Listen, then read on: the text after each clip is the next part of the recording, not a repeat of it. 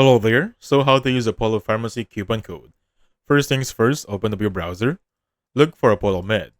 The first result should be this one, Apollo Pharmacy. Once you click on this URL, you will be directed on this website.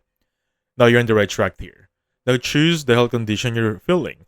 For example, diabetes care, cardiac care, stomach care, and so on and so forth. Let's just say I'm going for pain relief here. I'm gonna click pain relief and I'm gonna see all the medicines under pain relief. Now I'm just going to choose one. For example, I'm going to go for the first one right there. Click on add, click on view cart, right there. Now once you're on the checkout page, now on the upper right corner, you're going to see offers and discounts. Now click on that one, you just have to log in and enter your promo code on this part right there. So once you enter promo code, it will be automatically deducted on your total payment. Click on proceed and then enter your payment details, maybe credit card information, PayPal, and so on and so forth. And that's it. So thank you so much for watching. I'll catch you guys on the next one. Goodbye for now.